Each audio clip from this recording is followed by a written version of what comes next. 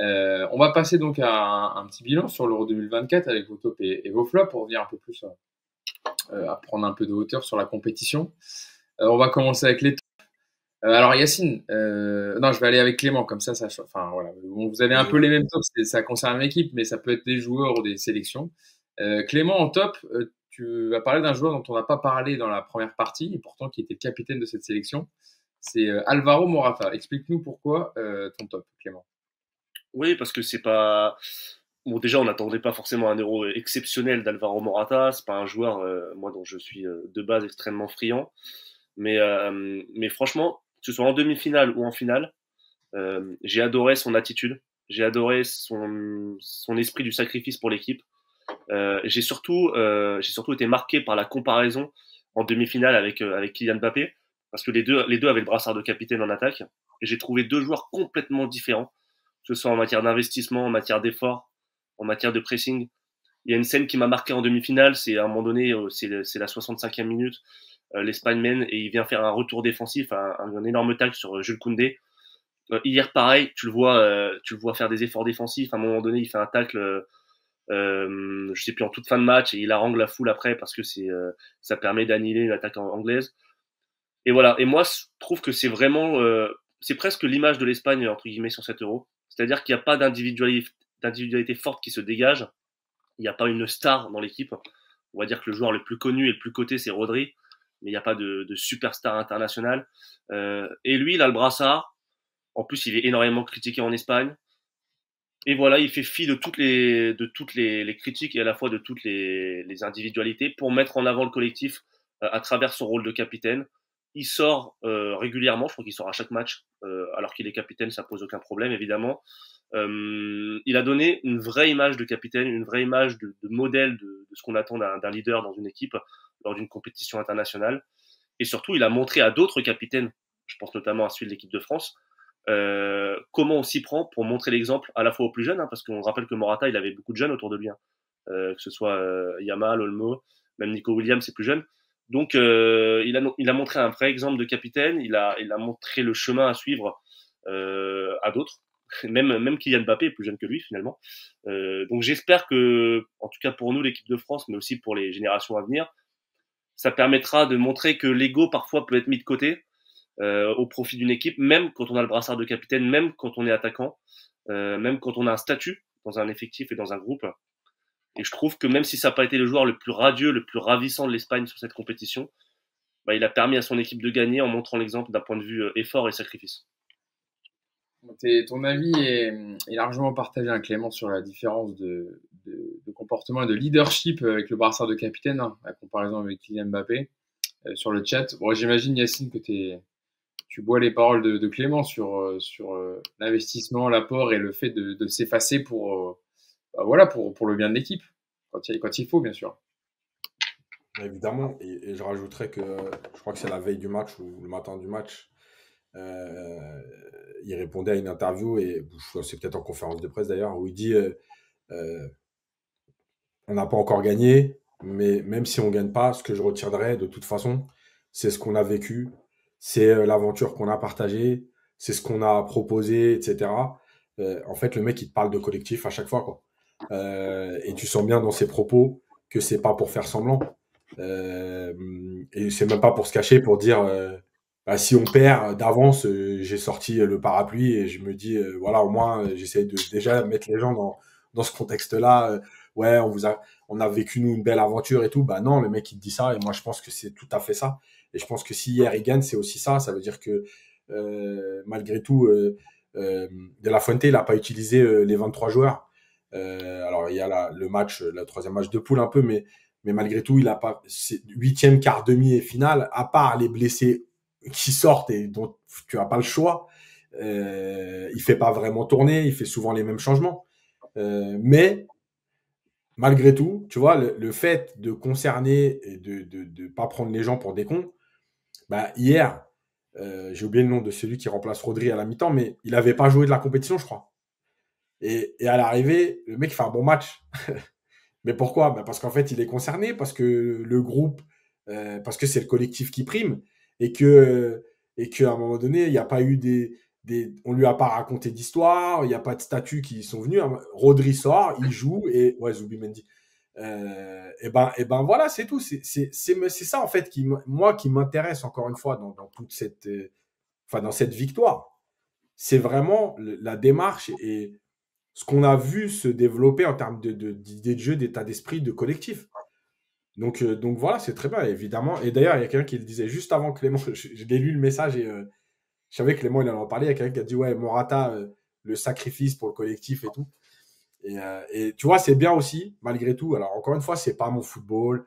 Oui, on préfère le Joga Bonito des attaquants, les grands attaquants, etc. Mais encore une fois, ce qui est bien, c'est que les gens aient noté le travail de Morata parce que, comme d'ailleurs les gens avaient noté aussi le travail de Giroud en 2018, parce que c'est aussi comme ça que tu gagnes des fois. Voilà. Et notamment les compétitions ramassées comme ça en sélection sur un mois, sur 7 matchs.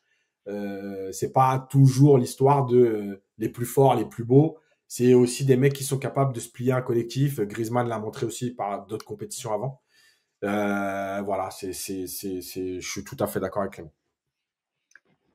Et je voyais un commentaire qui résume bien un peu ce qu'on dit depuis tout à l'heure de Ika Patable qui dit intelligence de jeu et le respect du football, l'Espagne dans tout son ADN, effectivement. Je passe à ton top, Yacine, puisque ça reste dans le même thème. Tu as mis l'Espagne en top. Alors, on en a déjà parlé, mais explique-nous sur quoi tu veux revenir en particulier. Bon, en fait, le collectif, voilà, c'est chacun a un rôle. Il y a des principes de jeu établis. Et après, chacun joue sa partition, mais pas dans son coin.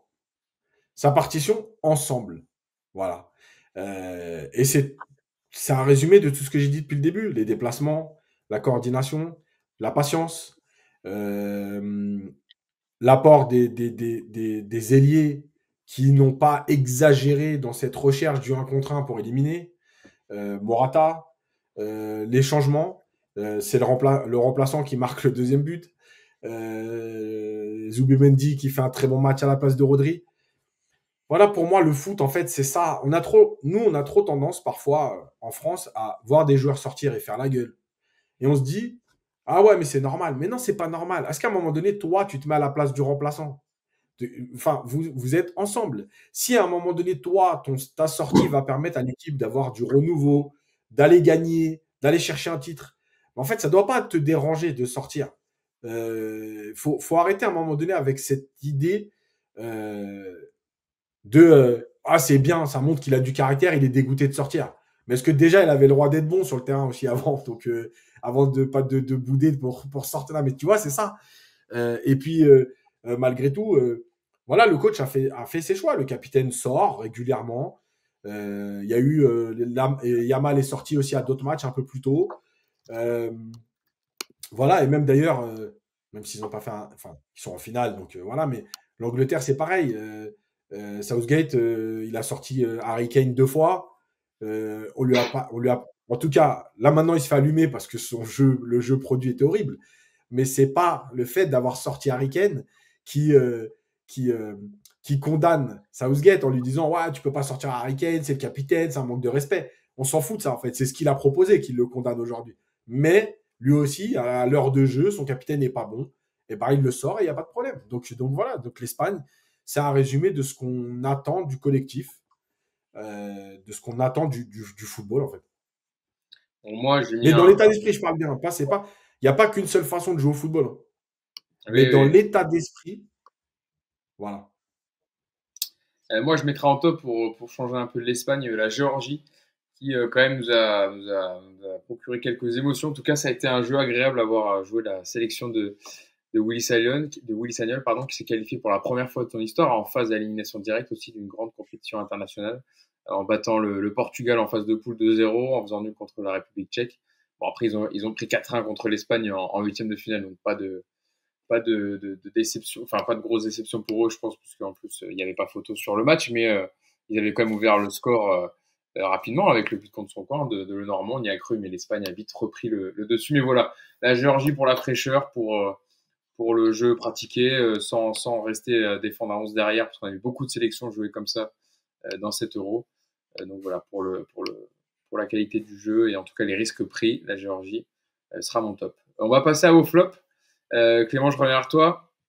On va passer à un joueur qui a disputé la finale hier, qui avait le brassard de capitaine, mais dans l'autre sélection en face, dans le camp d'en face. C'est un joueur maudit qui n'a jamais gagné un trophée encore, c'est Harry Kane, qui voilà, a mis 3 buts dans la compétition, mais qui termine encore une fois bredouille et qui ne repart pas avec un trophée dans sa valise, qui est désespérément vide. Ouais, c'est juste le flop de Yacine, mais pas de souci. Ouais. Ah, pardon. Ah non, j'ai inversé, c'est moi.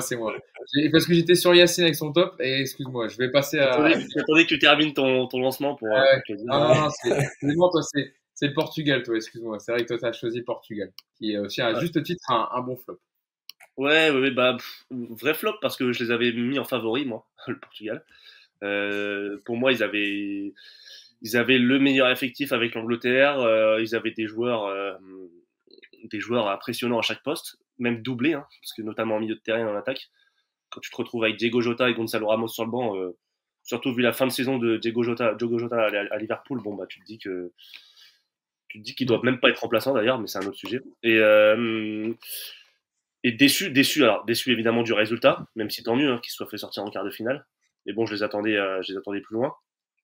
Et déçu du jeu surtout, puisque j'ai jamais été convaincu à aucun moment de la compétition. Je me suis dit ok, cette équipe elle joue super bien, ils vont aller loin, ils sont imprenables. Ils n'étaient pas du tout imprenables. Ils ont concédé beaucoup d'occasions, même en phase de poule contre des équipes plus faibles. Ils ont concédé énormément d'occasions. Dans le jeu, ça s'explique par plusieurs raisons. Ça n'a pas été brillant. Déjà des individualités qui n'ont pas été à la hauteur. Je trouve que le symbole c'est Bernardo Silva qui est passé à côté de son Euro, qui a vraiment pas été bon. Et on l'a dit dans le précédent podcast, c'est le cas de l'ensemble des joueurs de Manchester City, hormis Rodri, qui en sélection ont été défaillants parce que manque de repères, parce que trop conditionnés à jouer d'une certaine manière et du coup manque de flexibilité en sélection. Je peux aussi citer Bruno Fernandes qui a été décevant. Voilà, des individualités pas à la hauteur et toujours le même problème, mais une forme de Ronaldo dépendance. Je sais pas si c'est le bon terme parce que en fait le fait qu'il soit présent dans le 11 forcément à la fois monopolise l'attention. On peut dire ce qu'on veut, hein, c'est même s'il a plus le statut forcément il y a 4 ou 6 ans, bah tu joues différemment quand t'as Ronaldo. Et puis ouais, le jeu, puisque tu pourrais jouer complètement différemment avec un Gonzalo Ramos ou un Diego Jota devant, et tu te traînes à bouler. Alors c'est un peu dur, hein, parce que je n'ai pas envie de taper sur Ronaldo comme ça gratuitement, mais malgré tout, il est plus fringant. Voilà, c'est un peu un aimant pour les autres joueurs parce que tu as envie de jouer sur lui, parce que c'est Ronaldo, et en même temps, bah, il fait plus de différence, il sert plus à grand chose malheureusement. Donc, même émotionnellement, il a monopolisé l'attention en huitième de finale. Et en fait, tu as besoin d'autre chose. Tu as besoin de vent frais, tu as besoin d'un nouvel élan. Et lui, il ne le permet pas. Donc, ça, c'est toutes les explications qui ont fait, selon moi, le Portugal a manqué son Euro. Et je m'attendais à bien plus de cette équipe. À eux d'en tirer les enseignements parce qu'ils ont vraiment un gros groupe. Ils ont une belle génération. Ils ont une bonne équipe. Je pense que le symbole, c'est Vitinha, en milieu de terrain, qui incarne l'avenir du Portugal. Mais il faut qu'ils arrivent à tourner cette page, il faut qu'ils arrivent à insuffler un nouveau souffle, insuffler une nouvelle ère, pardon, parce que sinon c'est la même chose. Et insuffler un nouveau souffle. Et voilà quoi, donc voilà, ils peuvent faire beaucoup mieux. J'avais beaucoup plus d'espérance avec eux. Et malheureusement, c'était ma déception de l'Euro. Très bien. Bon, bah, du coup, vous connaissez déjà le flop de Yacine, hein, parce que j'ai bien développé avant. Donc, je vais te laisser la parole. Yacine, Harry Kane en flop, 7 euros. Ouais.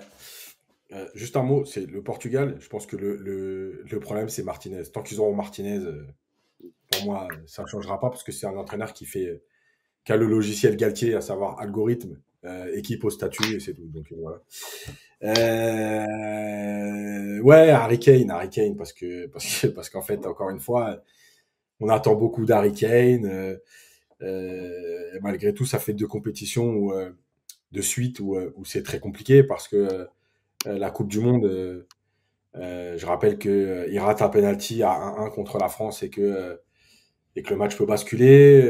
Là, son Euro, il est pas bon du tout dans ses choix, dans ses gestes. Ses prises de balle, elles sont pas bonnes. J'ai en tête 3 ou 4 situations où il contrôle, il frappe. Il se passe à peu près 2 jours et demi entre le contrôle et la frappe. C'est pas possible. Je l'ai trouvé lourd, emprunté. Il savait pas où se positionner. Bref, moi, j'ai toujours aimé ce joueur parce que je l'ai souvent trouvé très intelligent, très altruiste aussi. Parce que c'est un attaquant, mais c'est un attaquant qui sait jouer avec les autres, qui sait décrocher, qui sait faire des passes. Mais voilà, il est perdu et je sais pas si. Alors, apparemment, il a quelques kilos de trop. Apparemment, physiquement, ça a été compliqué à la fin de saison. Il était peut-être un peu cramé, comme beaucoup de joueurs sur cette compétition, ça n'avait pas de problème. Et c'est pas fini, puisque l'année prochaine, on aura le droit à une Coupe du Monde des clubs à 69 clubs. Et encore une fois, 43 matchs en juin-juillet, avant d'attaquer une saison où ça va te mener à la Coupe du Monde. Donc, super sympa, les calendriers. Euh, ouais, tu vois, il y a quelqu'un qui dit j'échange tous les jours Kane contre Randall Colomwadi. Bah, oui, évidemment, mais enfin, c'est pas le débat là. Mais est-ce qu'on a le droit est-ce que est-ce que on doit se contenter de ce qu'a proposé Kane à l'Euro? Non, c'est pas possible. Voilà, c'est pas possible parce que tu es un leader, parce que tu as une carrière quand même importante. Et il y a quelqu'un dans le chat tout à l'heure qui disait je pense que Kane il a perdu du temps en restant longtemps à Tottenham. Et ça, c'est tout à fait possible. Voilà, je pense qu'à un moment donné, même si cette année il était au Bayern, etc. D'ailleurs, dans le fameux Poissard, il va quand même au Bayern. La seule année en 10 ans où le Bayern n'est pas champion, c'est quand même exceptionnel. Je pense qu'il y a vraiment. Je sais pas vous les gars, mais si là l'année prochaine, il regagne encore 0 trophée avec le Bayern alors qu'ils en prennent au moins 3 par an, non, mais c'est que c'est pas faut rendre possible. clear. C'est étonnant qu'il ait jamais signé au PSG, lui. Ouais, mais on gagne. Oui, ça veut dire que si Kane signe au PSG, tu veux dire qu'on gagne même pas le trophée, quoi, le champion de France, quoi. Je sais pas, mais dans l'ADN, il y a un petit truc. Mais voilà, c'est vrai que voilà, ça commence à faire beaucoup. Après, évidemment qu'il n'est pas aidé par son entraîneur parce que c'est un entraîneur qui propose rien. C'est un entraîneur qui n'utilise pas les forces de son équipe. Voilà. Enfin, bref, quand on voit Palmer, à chaque fois qu'il est rentré, il s'est passé quelque chose. Mais il faut toujours que l'Angleterre soit dans le dur pour que Palmer entre ou dans le très dur. Donc, c'est pas possible. Donc, voilà, bref. En tout cas, on attendait mieux de Kane. J'ai pas mis Mbappé parce que c'était trop facile. Puis j'en ai assez parlé. Mais l'Euro de Kane, non, c'est pas. Même si son équipe va en finale, on peut pas se contenter de voir ce qu'on a vu. Moi, en flop, je mets Gareth Southgate pour quelques raisons qu'a dit Yacine. C'est rien que de fait de ne pas mettre Cole Palmer titulaire après la saison qu'il a fait à Chelsea. Et à chaque fois qu'il est rentré, Cole Palmer, il a fait de différence. Hier, c'est encore lui qui les relance en mettant un but magnifique sur la déviation de Bellingham. D'avoir laissé Bukayo Saka qui était cramé de chez cramé, qui faisait pas une différence, qui a traversé la compétition comme un fantôme, un peu comme Phil Foden aussi, qui voilà, était absent des débats et fantomatique. Et pourtant, Dieu sait que j'aime ce joueur. Mais rien que dans l'animation, c'est pour ça que Southgate, je le mets pour tout ça, pour ses choix de joueurs, pour sa compo, pour le jeu développé. Il est là quand même depuis 2016, hein, Gareth Southgate. Donc il peut pas dire qu'il connaît pas les joueurs, qu'il n'a pas eu le temps de mettre en place quelque chose. Donc je pense qu'à mon avis, peut-être que ça remplirait les objectifs d'avoir été en finale, mais je crois que c'était la fin de l'aventure pour les Nantes avant le début de l'Euro, non? Pour qui? Pour Southgate. Non, c'était pas prévu, mais je pense que là, à mon avis, c'est la fin de l'aventure. Ce qui était dit, non, mais c'est ce qui était dit un peu dans les médias, c'est que ce serait sûrement sa dernière compétition avec l'équipe d'Angleterre qui a besoin d'un nouveau souffle dans le jeu. Après, à voir s'il a Diallo comme président de Fédé, mais je suis pas sûr. Tu fais une très belle passe D, Yacine, justement. On a terminé avec ce bilan Euro 2024.